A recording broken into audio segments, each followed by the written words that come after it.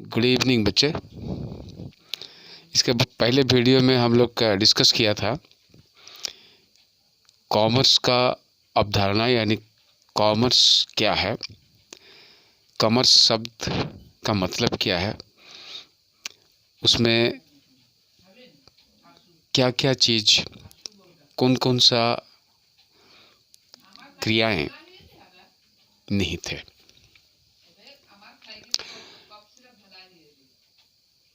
अभी उसी को विस्तृत रूप से पढ़ेंगे। जो हमने सीखा है उसमें से कि कॉमर्स उन क्रियाओं का समष्टि है, जोड़ है, योग है, aggregate of all those activities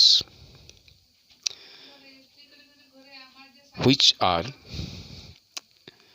used, which are applied to remove the obstructions or hindrances, यानी बाधाएं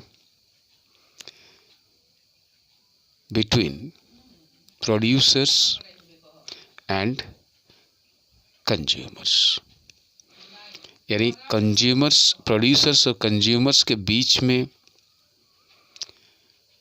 जो बाधाएं हैं, कंज्यूमर प्रोड्यूसर के ऊपर निर्भर करता है, प्रोड्यूसर कंज्यूमर्स पर आधारित है। कंज्यूमर्स है तो प्रोड्यूसर्स है, प्रोड्यूसर्स है तो कंज्यूमर्स हैं। इन दोनों के बीच में जो बाधाएं हैं, उन बाधाओं को दूर करने के लिए जो जो क्रियाएं आते हैं, जो जो स्टेप्स लिया गया है, उन सभी क्रियाओं को जोड़ने से जो शब्द आता है, उस शब्द का नाम दिया गया है कॉमर्स।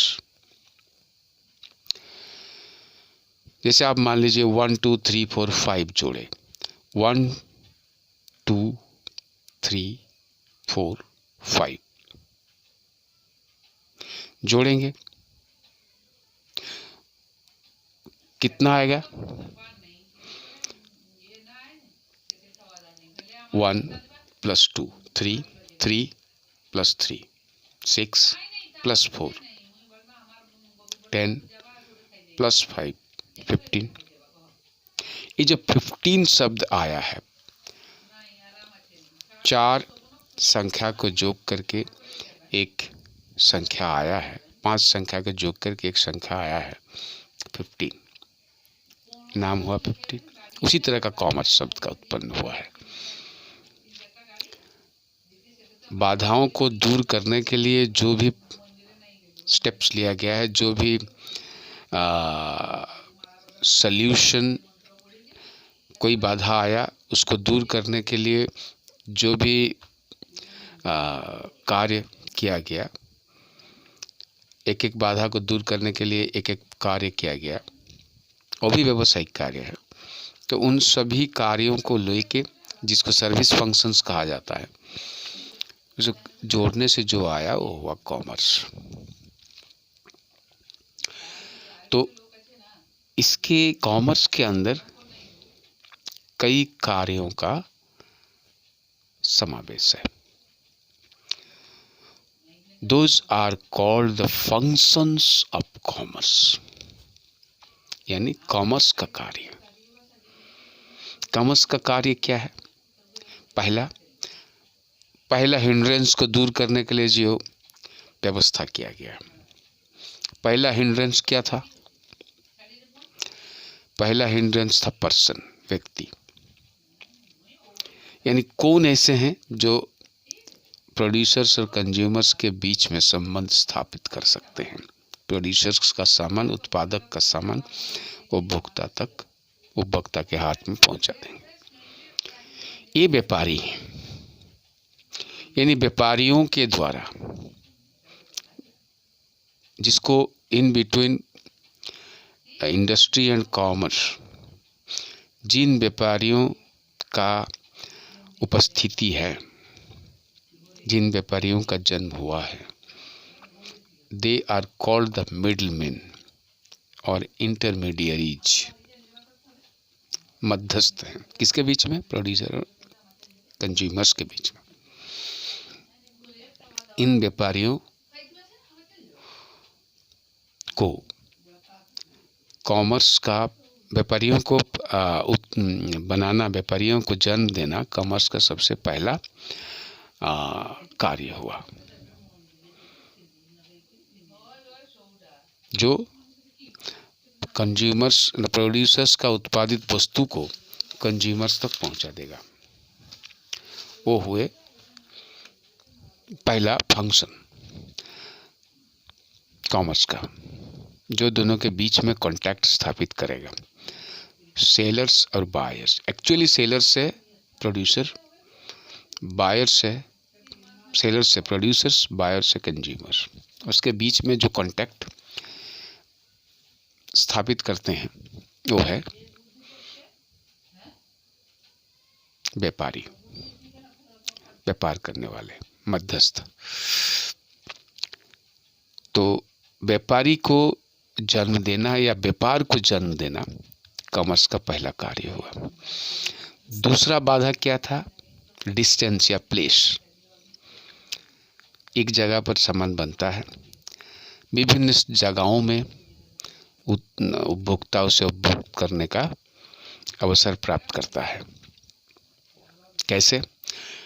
ये प्लेस और डिस्टेंस नाम का जो, यानी दूरी का जो बाधा है, उसको कॉमर्स ने दूर किया था। ट्रांसपोर्टेशन यानी परिवहन और पैकेजिंग के माध्यम से। परिवहन से दूरीकरण किया गया और परिवहन के बीच में जो सामान बर्बाद होने की संभावनाएं हैं, उसके लिए उसका पैकेजिंग, सही पैकेजिंग करना भी कॉमर्शियल फंक्शन है, कॉमर्स का एक फंक्शन है। तो दूर नाम का यानी डिस्टेंस नाम का यानी प्लेस नाम का बाधा को दूर करने के लिए ट्रांसपोर्टेशन एंड पैकेजिंग एक्टिविटीज आया। वो भी व्यापारी हैं, वो भी एक तरह के व्यापारी हैं, बट कॉमर्स का कार्य को सहूलियत करने के लिए उन लोग को जन्म दिया गया है। कॉमर्स का कार्य जो है, मैंने आपको कहा था, फिर से रिमाइंड करा दे रहा हूँ कि इंडस्ट्री का सामान, उत्पादित सामान को कंज्यूमर्स तक पहुँचाने का, इस बीच में ये दूरी एक बाधा था। उस बाधा को एक कमर्शियल फंक्शन यानी कॉमर्स के एक कार्य के माध्यम से, that is transportation and another packaging, वस्तुओं को सुरक्षा प्रदान करने के लिए सही रूप से, जैसे लीकेज, ब्रेकेज या सनलाइट से फैड होने का, और इस तरह से जो भी बाधाएं हैं ना, जो भी उसमें खतरा है, उससे बचने के लिए और उसको सही रूप से हैंडल करने के लिए, one place to another place उसको कैरी करने के लिए सेफली, स्पॉयलेज, ब्रेकेज, लीकेज से बचाने के लिए पैकेजिंग का व्यवस्था किया गया। तो packaging is a service business, service function, utility function है जो कॉमर्स को सहायता किया है। तो कॉमर्स का फंक्शन के अंदर उसको भी लिया जाता है। नेक्स्ट क्या है, आपको ये बताया था कि टाइम फैक्टर जो है, टाइम क्या है कि कुछ वस्तुओं को सीजनल या कुछ वस्तुओं को साल भर भी हम लोग यूज़ करते हैं। तो साल भर उसको सप्लाई को बनाए रखने के लिए, बाज़ार में उपलब्धता को बनाए रखने के लिए एक बाधा आया कि वो कैसे उसको करें। कुछ ऐसे सामान है जो हम लोग हर दिन, हर समय, हर सीजन में यूज करते हैं, कुछ ऐसे हैं जो सीजनल है। तो दोनों के लिए संग्रहण यानी संग्रहालय का ज़रूरत हुआ, उसको उत्पादन हुआ। किसी सीजन में उत्पादन होता है लेकिन साल भर यूज होता है। बहुत इजी एग्जाम्पल है, जैसे आलू हम लोग साल भर यूज करते हैं, बस कुछ सीजन में उसका उत्पादन होता है। तो उसको स्टोरिंग किया जाता है वेयर हाउसिंग व्यवस्था के माध्यम से, वेयर हाउसिंग फंक्शन के माध्यम से स्टोरेज बना के, स्टोर्स बना के, गोडाउन्स बना के उसको सुरक्षित रखा जाता है और उसको बाज़ार में आवश्यकता के अनुसार सप्लाई किया जाता है, उपलब्ध कराया जाता है। तो और कुछ जो सीजनल गुड्स है, जैसे ठंडा के समय अभी गर्म के कपड़ा है, गर्म कपड़ा का ज़रूरत है, तो उत्पादन होगा ऑफ सीजन में, गर्मी के समय, बरसात के समय, और उसको बना के रखना होगा, तब सही समय पे सप्लाई हो पाएगा। तो इसीलिए वेयर हाउसिंग का व्यवस्था किया गया। तो वेयर हाउसिंग यानी संग्रहण कॉमर्स का एक फंक्शन है, जो टाइम फैक्टर नाम का, समय पर उपलब्ध कराने का जो बाधा है उसको दूर करने के लिए किया गया था। नेक्स्ट है कि मान लीजिए व्यवसाय करेंगे तो फाइनेंस का ज़रूरत है, पैसा का ज़रूरत है। बहुत सारे व्यक्ति व्यवसाय करने के लिए इच्छुक हैं, व्यापार करने के लिए इच्छुक हैं, तो माध्यम क्या होगा, पैसा कहाँ से आएगा? तो बैंकिंग व्यवस्था का जन्म दिया गया।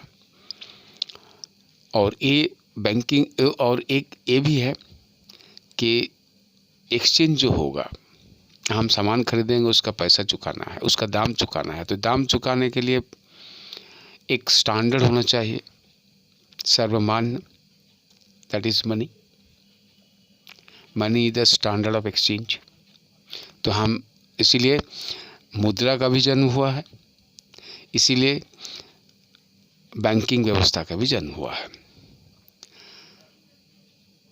इंडस्ट्रीज को या दूसरे व्यावसायिक संस्था को आवश्यक पूंजी या वित्त प्रदान करने का बैंकिंग व्यवस्था काम करता है, और हमें कस्टमर्स को, कंज्यूमर्स को मनी सप्लाई करता है जिससे हम एक्सचेंज कर पाएँ। उसी व्यवस्था से हम लोग मनी अर्न भी करते हैं। तो ये बैंकिंग या फाइनेंस के माध्यम से बैंकिंग व्यवस्था से फाइनेंस का नाम का जो बाधा है वो दूर किया गया, और मुद्रा का जन्म देके हमें एक्सचेंज यानी विनिमय को सुगम किया बैंकिंग व्यवस्था। नेक्स्ट, ये बैंकिंग, इसीलिए banking is one of the functions of commerce to remove the hindrance of finance and exchange. Next आता है रिस्क। व्यवसाय में रिस्क है, मैं उसको बताया था कि हम सामान लाएंगे ट्रांसपोर्टेशन के माध्यम से, उसको उत्पादित वस्तु को गोडाउन में रखा जाएगा, फिर दुकान में भी सामान, जो छोटे छोटे व्यवसायी हैं उन लोग भी सामान खरीद के रखते हैं अपना दुकान में, हमें सही समय पर हमारा आवश्यकता को पूरा करने के लिए। तो इसके लिए उन लोग क्या है, जोखिम उठाता है। क्या जोखिम है कि हानि होने का संभावना। तो हानि होने का संभावना मतलब कभी भी जल जा सकता है, डकैती हो जा सकती है, लूट हो जा सकता है। तो ये सब से जो है बचाव करने के लिए एक व्यवस्था नहीं करने से कोई व्यवसाय नहीं करेगा, कोई सामान ला के नहीं रखेगा, कोई इतना दूर से सामान ला के हमें बाज़ार में उपलब्ध नहीं करा पाएगा। क्यों आदमी उसमें जोखिम क्यों उठाएगा? तो इसीलिए बिजनेस कॉमर्स देखा कि ये एक बहुत बड़ी बाधा है। ये अगर रहेगा, उसका अगर दूरीकरण नहीं होता, उसका निराकरण नहीं होता, तो हम अपना काम में सफल नहीं हो पाएंगे। तो इसीलिए वो इंश्योरेंस को जन्म दिया। तो इंश्योरेंस फैसिलिटी के माध्यम से इंश्योरेंस का व्यवस्था के माध्यम से, इंश्योरेंस सर्विस के माध्यम से कॉमर्स उस बाधा को अतिक्रम किया। इंश्योरेंस अब जितना भी क्षतिपूर्ति का व्यवस्था करता है, अगर उस तरह की एक्सीडेंटल लॉस कुछ होता है तो ये भी एक कॉमर्स का फंक्शन हुआ। फिर दूसरा बाधा है, लास्ट बाधा हम जो आपको बताने जा रहे हैं, नेक्स्ट जो है वो है सूचना प्राप्त करना, जानकारी प्राप्त करना। सूचना और जानकारी दोनों कि ये सामान बाजार में उपलब्ध हो रहा है और उसका आवश्यकता हमें क्या है, उसका knowledge, to educate the customers about the usefulness of the products and to give the information, to supply the information to the customers that such a thing is available in the market and that will give you this type of benefit in your day to day life। तो ये जो बाधा है कि ये हमें जानकारी, हम अज्ञान है इसके बारे में, अनजान है, तो हमारे मन में उसको खरीदने का कोई इच्छा ही नहीं रहेगा, सवाल ही नहीं उठता। हम जानते ही नहीं है उस तरह का चीज़ उपलब्ध है बाजार में। तो इन्फॉर्मेशन, इन्फॉर्मेशन इस सूचना देने का, और सूचना के माध्यम से ही उसमें केवल जानकारी नहीं दिया जाता है कि ये बाजार में उपलब्ध है, उसका आवश्यकता आपको है क्योंकि आपको इस सुविधा उससे प्राप्त होगा, वो प्रैक्टिकली दिखाया जाता है, बताया जाता है एडवर्टीजमेंट के माध्यम से। तो एडवर्टीजमेंट एक कॉमर्स का बहुत बड़ा अंग है और कॉमर्स का एक महत्वपूर्ण फंक्शन यानी कार्य है। इससे हमें सूचना प्राप्त होता है, व्यवसायी को सूचना प्राप्त होता है, व्यापारी को प्राप्त होता है कि ये सब सामान बाज़ार में आ रहा है, ये सब सामान इंडस्ट्री उत्पादन कर रहा है और ये उसको अगर हम ट्रेड करेंगे, उसको ला के बाज़ार में बेचेंगे तो हमें मुनाफा मिलेगा और कंज्यूमर्स को ये सामान समय पर उपलब्ध हम करा पाएंगे और उससे कॉमर्स कंज्यूमर्स को ये फ़ायदा होगा, ये सुविधा प्राप्त होगा। ये बात एडवर्टीजमेंट के माध्यम से बताया जाता है। तो advertisement is also one of the functions of commerce. Today this much.